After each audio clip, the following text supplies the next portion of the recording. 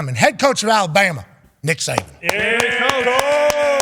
How we doing today, guys? How are you doing? 17 days away from the Rose Bowl. How are we doing right now? How's life? We recruiting? We coaching? What do we got going on today, Coach?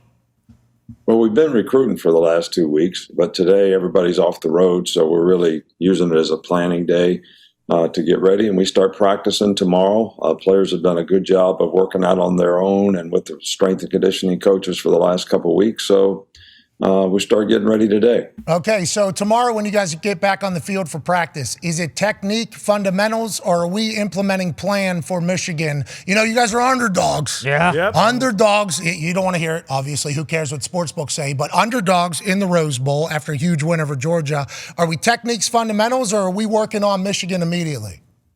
We go 3 days. First 3 days of practice is sort of like fundamental camp practices. Where we try to get guys, back in the groove. One of the big things in bowl games, especially when you've had some time off, is getting the techniques right. Tackling is a big thing in bowl games because guys haven't played for a while. So we spend 3 days on that, and then after 3 days, then we'll go through a regular week here and do the same thing once we get out there. What I used to do is tackling drills, You used to have to really drive your feet. Make sure you get, super physical, Coach. You know what I mean? No missed tackles out of this particular punter kicker. Go ahead, AJ. Coach, how important is all these extra practices for some of your younger, less experienced guys that haven't had a ton of game action? I would assume, I know coaches at smaller programs at times, they use it and they think it's very, very valuable to get padded practices for young people. Are you kind of using that in the same way? Well, especially in these first 3 days. I mean, once you get past these first 3 days, you got to get back to coaching the guys that can play in the game. One of the new rules that I think is really good for young guys is, you can actually come to bowl practice now if you're mid-year graduate that's starting school in January. So we'll have some of those guys in here. It'll be a good experience for them to get acclimated to what, college practice is like, college preparation is like, fundamentals, scheme, all that type of thing. But, once we get past these first 3 days, we got to focus pretty much on the guys that can play in the game.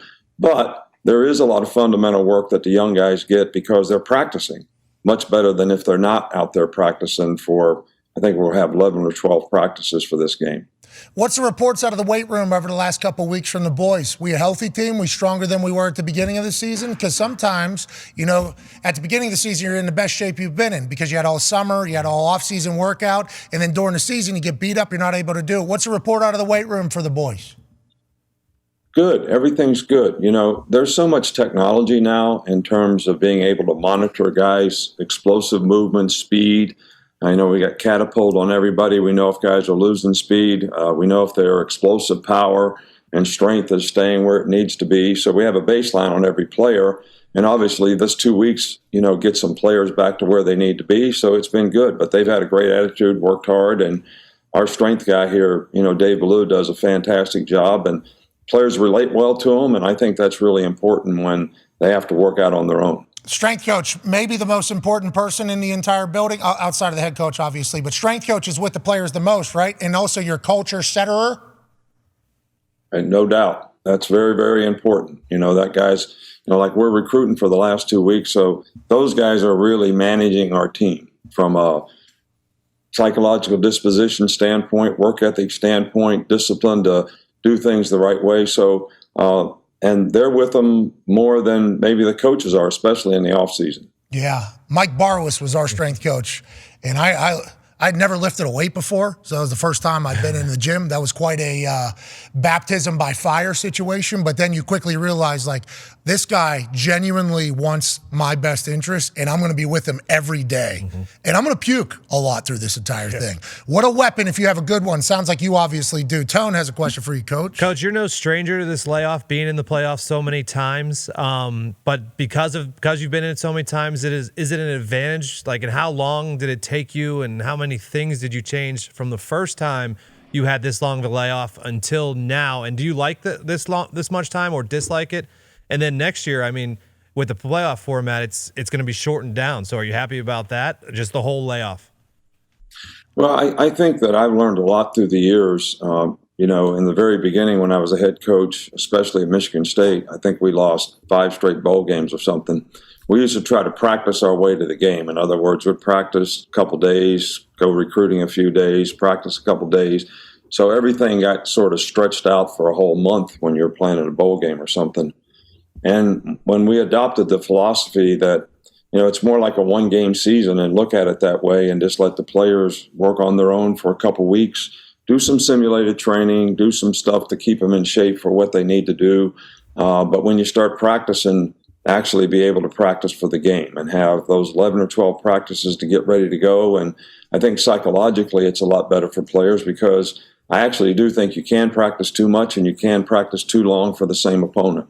Yeah, paralysis by overanalysis happens absolutely everywhere. Speaking of overanalysis, saw a photo of you, Connor, has a question. Yeah, Coach, I'm not sure if you're aware of this, but your best recruiting may have, come from a photo of you in a Ferrari with your triple styrofoam cup and America's Best being absolutely littered in your side door. If you weren't aware of that, just know, everyone's talking about it, absolutely loving it. Here's one of the videos. I assume that's one of your 6, 7, 8 Ferraris. It looks amazing. Were you aware of that photo kind of going viral a little bit? And did you know that you probably got about 5 stars committing to your school today because of it? I don't know. They all want to drive it. But look, I got kind of hoodwinked into that. One of the guys that was visiting, we always have the players over to the house for breakfast on Sunday morning. And we walk out and they see the car and they all, ooh and ah about the car. And they said, why don't you start it up so we can see what it sounds like? So I went and got the keys and started it up. I didn't know the guy was going to video it and it was going to go viral, but, that's the way it goes. Yeah. We have the parents over on Saturday night, so they would have been much more interested if they'd have caught me line dancing. I've seen you in some living rooms. Cupid shuffling out there. You got some rhythm, huh? West Virginia boy got a little rhythm. And the triple styrofoam cup. Ooh. I mean, across all demographics, that was beloved. Because that's either lean, which we assume it's not, or that is. And so, I mean, Coach, the more we learn about you, I think the more we love you. Yes. And you need to understand that. I assume you've been very guarded for a long time because you're ultra competitive and everything like that. And whenever you said you would come and do this show every single week, a lot of people said things like, oh, he's not his phone. It's like, people love you, Coach. You know that because you're still that same West Virginia boy who just so happens to be the greatest of all time. It's a cool thing. We're very grateful for that this year. Well, some of the things I learned growing up in West Virginia in a coal mining town have been very beneficial to, getting to know how to really talk to, articulate with, communicate with, everybody, no matter where they come from, what their socioeconomic background is. Because there's a lot of good people in West Virginia, and I learned a lot of good lessons growing up, and obviously being in competitive sports since the time I was 9 years old. I had some great coaches and good mentors, and they all helped. Yeah, well, they did a good job. They did a good job. Go ahead, AJ. Coach, what do you see when you're preparing for this Michigan team that you'll be playing in the Rose Bowl? Like, we know, obviously, undefeated, everything they've done throughout the year, but when you actually study them and watch them, what kind of challenges do they present? Well, they're a really good team. They're very aggressive on defense, but offensively, they use a lot of personnel groups. They run the ball very effectively. The quarterback's a really efficient player.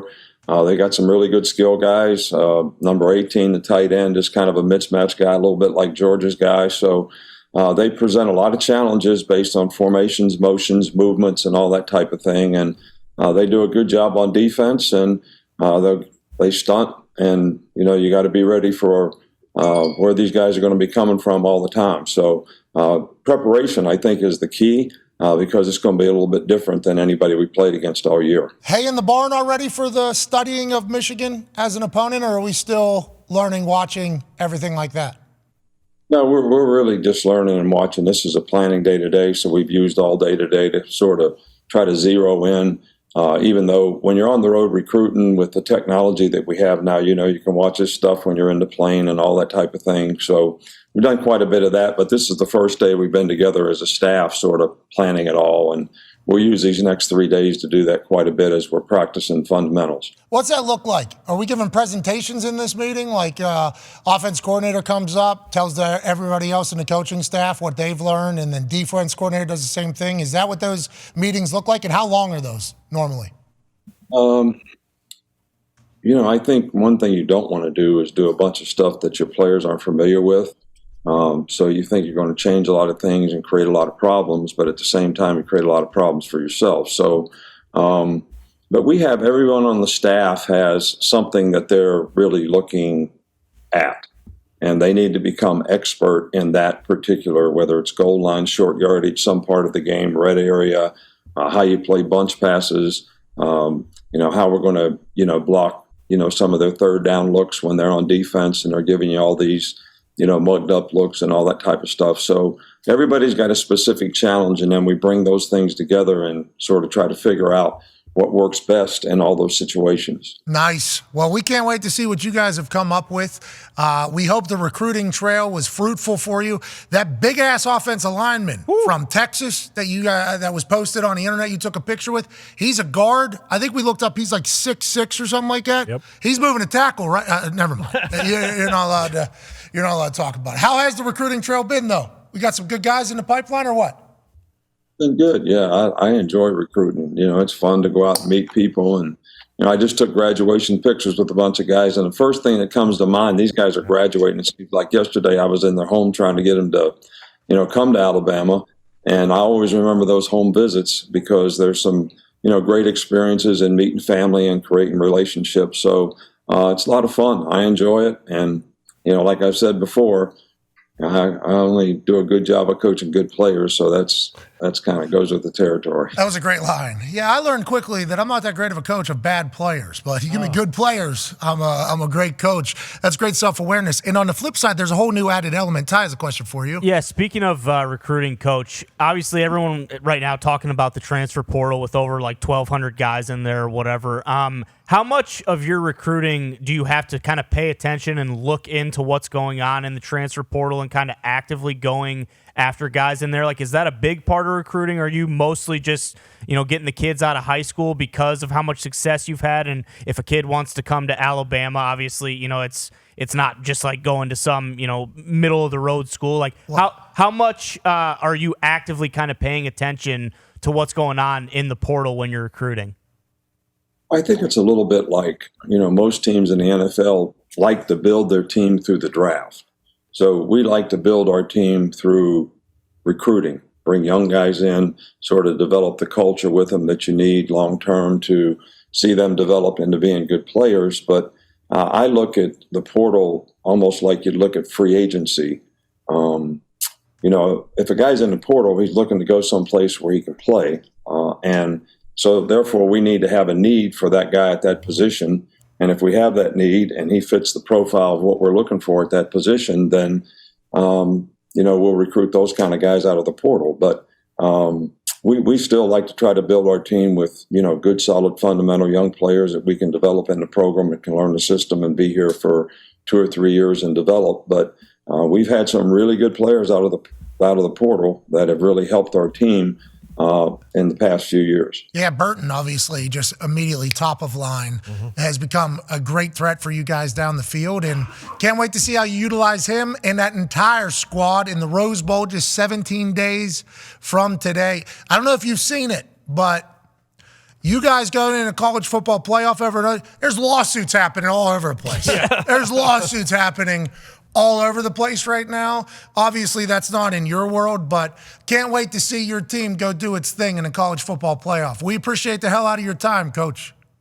We appreciate you having me, and we're looking forward to the challenge. It'll be a great game, I'm sure, but I'm really happy for our players that they got this opportunity. They've worked hard for it, overcame a lot of adversity, showed a lot of resiliency throughout the course of the season, so I'm glad they're getting rewarded for it. Hell yeah. Hey, you too. A lot of coaching this year. Yep. Coach your ass off this year, Coach. Ladies and gentlemen, Nick Saban. Thank you, Coach. Coach.